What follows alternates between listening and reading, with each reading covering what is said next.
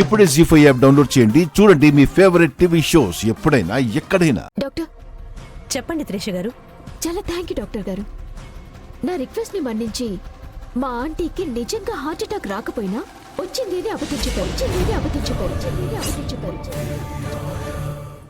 మమ్మల్ని పెద్ద గండం నుంచి గట్టెక్కించారనుకోండి. భలేవారు మేడం మీరు. జానకమ్మ గారి ఫ్యామిలీ నాకు 15 yearsగా తెలుసు. కుటుంబంలో ఏ ప్రాబ్లం వచ్చినా మా హాస్పిటల్కే వస్తారు. అలాంటిది సుహాసిని గారు అడిగితే కాదంటానా? అందుకే ప్రొఫెషన్ కూడా పక్కన పెట్టేసి మీరు చెప్పమన్నట్టే అబద్ధం చెప్పాను. చాలా పెద్ద హెల్ప్ చేశారు మీరు. మనం అనుకున్నట్టే మీకు అమౌంట్ పంపించాను. Thank you madam. అమ్మా చూసావా, అత్తయ్య గారికి నిజంగా హార్ట్ అటాక్ రాలేదట. అలా అని అబద్ధం చెప్పించారట. ఎంత మోసం, ఎంత దగా. అసలు గుండె నొప్పి రాకుండానే వచ్చినట్టు అబద్ధం చెప్పించాల్సిన అవసరం ఏముంది? త్రిష గారు, ఇలా అడగకూడదు కానీ అడుగుతున్నాను. సుహాసిని గారికి నిజంగా హార్ట్ అటాక్ రాకపోయినా వచ్చినట్టు ఎందుకు అబద్ధం చెప్పారు? ఏం చెప్పమంటారు డాక్టర్? మా ఉత్తమ్ మైథిలి అనే అమ్మాయిని ఎవ్వరికీ ఇష్టం లేకుండా పెళ్లి చేసుకున్నాడు. ఆ అమ్మాయికి మా ఇంటి కోడలయ్యే అర్హత ఒక్కటి కూడా లేదు. యాక్చువల్లీ ఇవాళ కాకపోతే రేపైనా ఆ అమ్మాయిని వదిలించుకోవాలి అనుకుంటున్నా.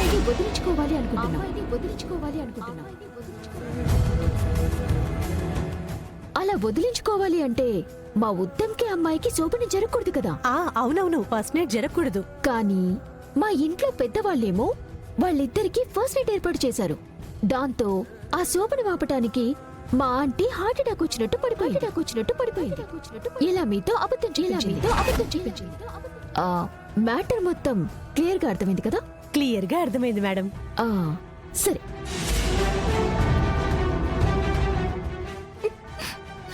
అమ్మ మైథిలి. సరే వస్తాను డాక్టర్. Thank you. ఓకే. అమ్మ మైథిలి, అమ్మా ఆగమ్మా, బాధపడుకో. అమ్మా, ఏ ఆడపిల్లకి ఇలాంటి పరిస్థితి రాకూడదు. అయినా నేనేం తప్పు చేశానమ్మా? మా అత్తయ్య గారికి నేనేం అన్యాయం చేశాను? మైథిలి, మా అత్తయ్య ఎందుకు ఇంత దారుణమైన నిర్ణయం తీసుకుంది? కొడుకు కోడలు అన్యోన్యంగా ఉంటే చూడాలని ఏ అత్తన్న కోరుకుంటుంది. కానీ నా దురదృష్టమేంటో మా అత్తయ్య మాత్రం మేమిద్దరం విడిపోతే చూడాలనుకుంటుంది. అసలు అంత పాప నేనేం చేశానమ్మా? నువ్వు మా ఇంటి కోడలు అయ్యావు కదా, అదే నువ్వు చేసిన పాపం అమ్మా. కోడలన్న అభిమానంతో ఆదరించి అండగా నిలబడాల్సిన అత్తయ్యే నీ మీద కత్తి కట్టిందమ్మా. నీ జీవితం సర్వనాశనం చెయ్యాలని కంకణం కట్టుకుందమ్మా. అత్తయ్య గారు అంతగా నేను ద్వేషించేంత పెద్ద తప్పు నేనేం చేశానమ్మా? అత్తింట్లో అడుగు పెట్టిన దగ్గర నుంచి పుట్టింటి కంటే ఎక్కువగా అత్తింటిని అభిమానించడం నేను చేసిన తప్ప అమ్మా. అది కాదమ్మా, అత్తంటే భర్తకి తల్లి మాత్రమే కాదు, నాకు కూడా అమ్మతో సమానమని అత్తని అమ్మలాగా ప్రేమించడం నేను చేసిన తప్ప అమ్మా. నన్ను ఇంటి కోడలుగా అంగీకరించలేదు అని నన్ను వదిలించుకుని వాళ్ళ అబ్బాయికి మరో పెళ్లి చేయాలనుకుంటుంది అని తెలిసి కూడా ఇదే పంచన పడి ఉండడం నేను చేసిన తప్ప అమ్మా. దానికి నేనేం అన్యాయం చేశానని నన్ను నా భర్తని దూరం చేయాలనుకుంటుంది? ఏం ద్రోహం చేశానని ఇప్పటికీ నన్ను ద్వేషిస్తూ మా ఇద్దరిని విడదీయాలని అనుకుంటుంది? చెప్పమ్మా, నేను చేసిన తప్పేంటి? బాధపడుకు మైథిలి, అన్ని రోజులు ఒకేలా ఉండవు. ఈ రోజు నిన్ను ద్వేషించే మీ అత్తయ్య రేపు నిన్ను ప్రేమించొచ్చు. ఆమెలో మార్పు వచ్చి మనస్ఫూర్తిగా నిన్ను కోడలిగా అంగీకరించొచ్చు. ఆ ఆశతోనే బతుకుతున్నానమ్మా. కానీ ఈ రోజుతో ఆ ఆశ నిరాశే. అత్తయ్య గారు నన్ను కోడలిగా అంగీకరించర్లే అని ప్రేమే అని ఈ రోజుతో తేలిపోయిందమ్మా. లేదమ్మా, ఖచ్చితంగా అంగీకరిస్తుంది. ఎప్పుడమ్మా? ఎన్నాళ్ళకి? ఈరోజు తన కొడుకు కోడలు కలవబోతున్నారని తెలిసి తనకి లేని గుండె నొప్పిని తెచ్చుకుని ఇంత పెద్ద నాటకం ఆడిన అత్తయ్య గారు రేపొద్దున మా ఇద్దరిని కలవకుండా ఆపడం కోసం ఇంతకంటే దారుణమైన నాటకం ఆడరు అని నమ్మకం ఏంటమ్మా? అయినా నా భర్త మంచివాడు కాబట్టి సరిపోయింది. అదే అందరిలాంటి మగాడయ్యుంటే నేను ఆయనకి దూరంగా ఉన్నందుకు ఈ పాటికి ఎప్పుడో నాకు ద్రోహం చేసుండేవారు. నా పేరు తలుచుకోవడానికి కూడా అసహించుకుంటున్న అత్తయ్య గారు ఇంకెప్పటికి మమ్మల్ని ఇద్దరిని దగ్గర కానిస్తుంది?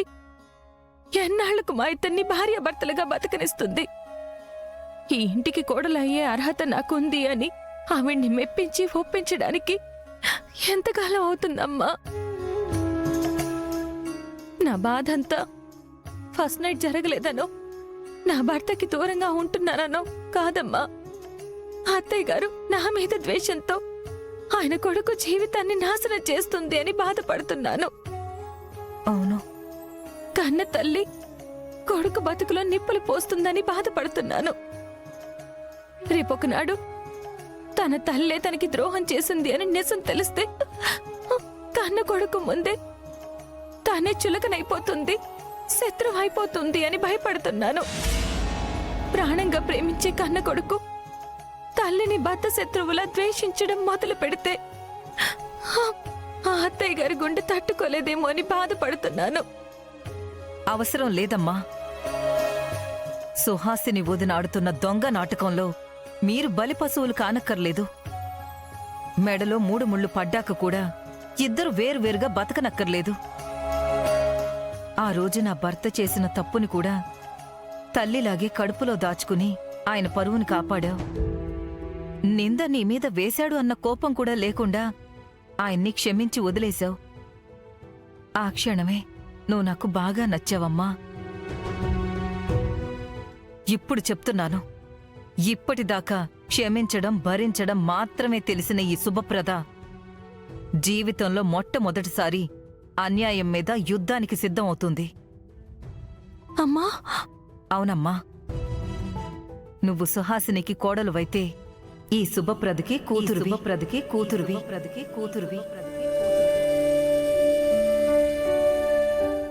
నా కూతురికి అన్యాయం జరిగితే చూస్తూ ఎలా ఊరుకుంటాననుకుంటున్నావు?